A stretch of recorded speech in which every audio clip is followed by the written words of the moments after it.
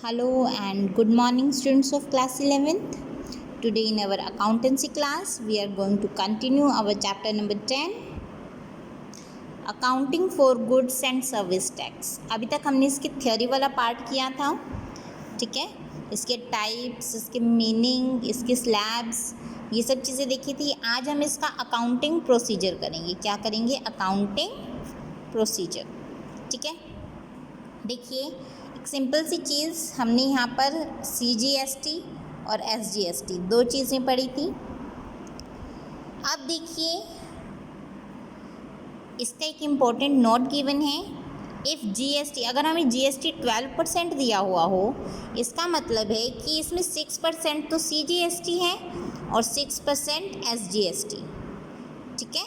अगर किस केस की बात हो, जब सेल्स हमारी आउटसाइड स्टेट की गई हो। सिमिलरली अगर GST 18% हो तो वही 9% CGST होगा और 9% SGST, वही अगर सेल हमारी आउटसाइड स्टेट हो, ठीक है। और इसको हम क्या कहेंगे? IGST। क्या कहेंगे इसको? Integrated goods and service tax, okay. अब देखिए, अकाउंटिंग प्रोसीजर करते हैं हम इसका। अकाउंटिंग में हम इसकी एंट्रीज कैसे करेंगे? In case of intra state means state के अंदर ही हम सप्लाई कर रहे हैं, मतलब राजस्थान का गुड है वो राजस्थान में ही सप्लाई किया जा रहा है, और उस वक्त हम एंट्रीज कैसे करेंगे? For purchase of goods purchase करने के केस में purchases account debit, input CGST, ठीक है। परचेज हमने जितने का अमाउंट का हमने सामान खरीदा है वो डेबिट, CGST जितना लगा है वो डेबिट, SGST जितना लगा है वो डेबिट टू बैंक। अगर पेमेंट हमने कैश में की है, बैंक से की है तो बैंक, नहीं तो उस क्रेडिटर का नाम, अगर हमने क्रेडिट में परचेज की है तो। Similarly for sale of goods, bank account debit to sales account to output CGST। Sale कर रहे हैं मतलब हमने बाहर देनी पड़ेगी, output CGST and output SGST। Central goods and service tax, state goods and service tax, ठीक है। ये वाली एंट्रीज हमारी हो जाएगी। फॉर परचेज रिटर्न, हमने जो सामान खरीदा था वो हम रिटर्न कर रहे हैं। हमारा कुछ सामान ख़राब आ गया तो हम क्रेडिटर को रिटर्न कर रहे हैं जिससे हमने सामान खरीदा था, तो creditor account will be debited. Creditor account जितने भी अमाउंट का सामान हमने वापस किया है वो डेबिट हो जाएगा उस अमाउंट से।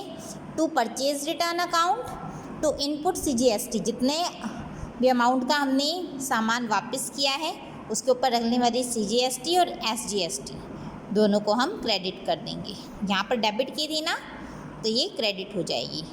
सिमिलरली सेल्स रिटर्न के लिए हमारी ये एंट्री उल्टी हो जाएगी। Sales return account debit, output CGST और आउटपुट SGST ये क्रेडिट हुए थे, यहाँ पर ये डेबिट हो जाएंगे। Output CGST account debit, output SGST account debit to debtors account, ठीक है।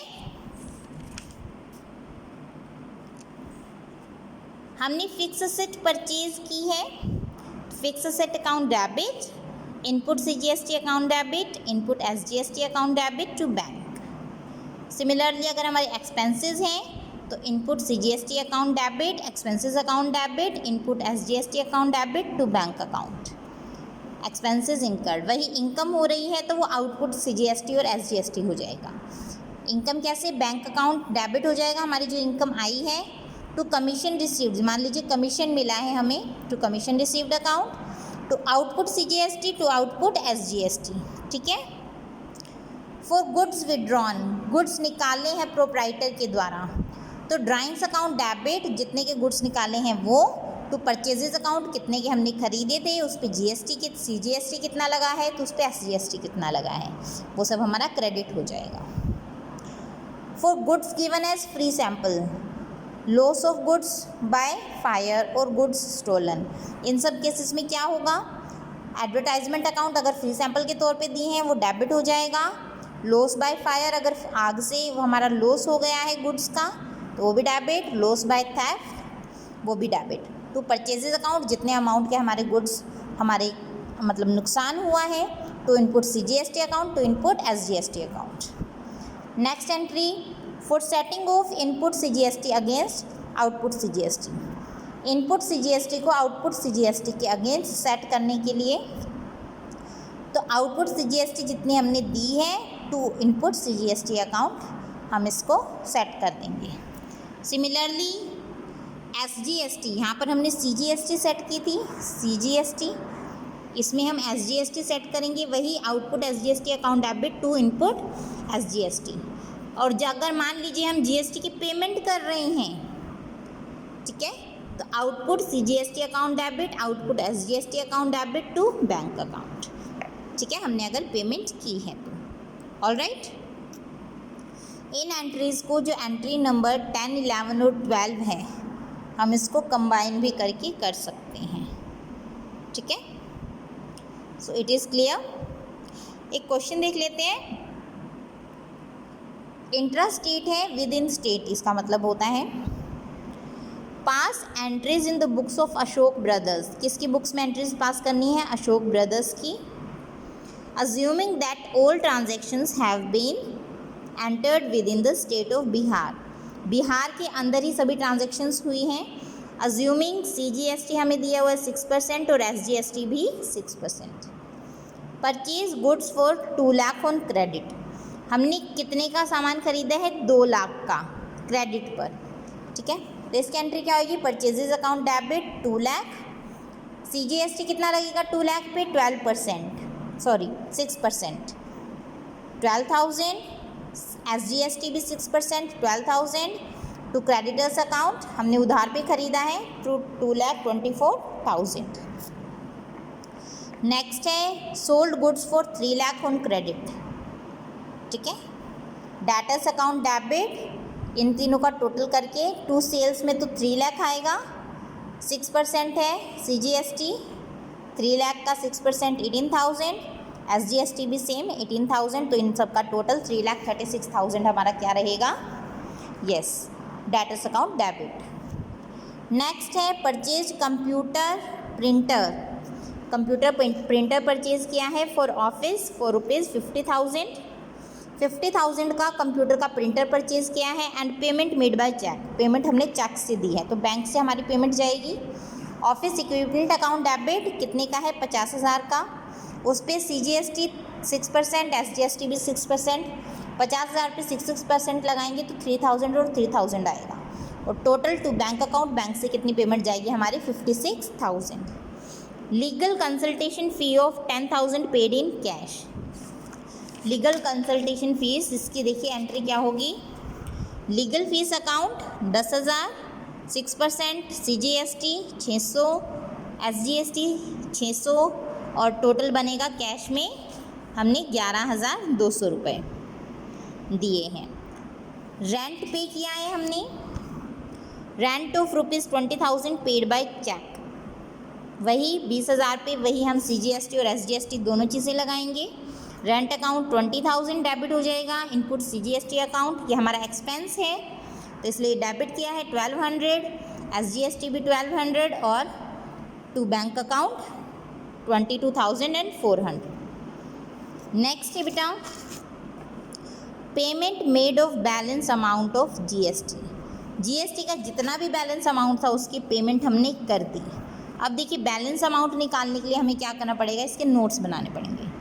टोटल इनपुट CGST, मतलब इनपुट CGST हमारा कितना रहा है, देखिए यहाँ पर इनपुट CGST था हमारा 12,000, यहाँ पे इनपुट CGST था 12 और 3 15, ठीक है, और यहाँ पे इनपुट CGST है 600, 15,600, और यहाँ पर है इनपुट CGST 1,200, 15,600 प्लस 1,200 कितना हो गया हमारा 15,1800, ठीक है। अब यहाँ पर अगर हम इनपुट CGST देखें तो कितना है, इनपुट CGST अकाउंट 16,800, ठीक है, सॉरी 15,800 नहीं है 16,800 हो जाएगा क्योंकि वो 1,200 है, मैंने सॉरी गलती से वो कर दिया था, ठीक है, ये 16,800 आएगा।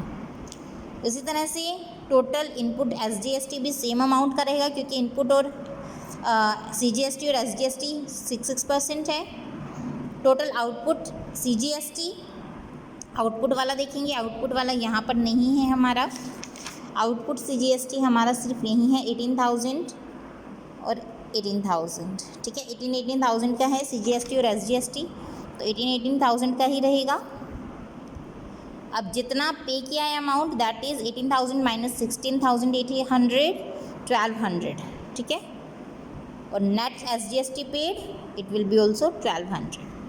तो output CGST account 18,000, output SGST account 18,000, ये दोनों 18,000 बन रहे थे। इनपुट CGST कितना है 16,800, ये भी 16,800 है। टू बैंक 1200 दिए हैं ना। नेट अमाउंट CGST और SGST के 2400 से इसकी एंट्री हो जाएगी। क्लियर? बहुत सिंपल सम है, आप करेंगे आपको बहुत इजी लगेगा, ठीक है। तो आगे वाले बेटा आपकी इसी तरह से सम्स बनेंगे, आपके ये सम्स बनेंगे 5 क्वेश्चन नंबर, ये आपके बनेंगे 5 तक। आज आपको इलस्ट्रेशन 1 to 5 तक अपनी फेयर नोटबुक में करने हैं विद प्रॉपर परफॉर्मा, ओके। कहीं भी किसी भी सम में कोई भी कन्फ्यूजन हो तो पूछिएगा। और एक चीज़ हमेशा ध्यान रखिएगा, जब भी आप इनपुट और आउटपुट CGST की करेंगे तो ये ध्यान रखिएगा आपको अभी इनपुट CGST डालना है या आउटपुट CGST डालना है, ठीक है। बच्चे इसी में ही गलतियां करते हैं, जहाँ पर आउटपुट CGST डालना होता है वहाँ इनपुट डाल देते हैं, जहाँ इनपुट डालना होता है वो आउटपुट डाल देते हैं। तो इस चीज़ का हमेशा ध्यान रखिएगा कि इनपुट कहाँ डालना है और आउटपुट CGST कहाँ डालना है, ठीक है। So that's all for today बेटा, थैंक यू।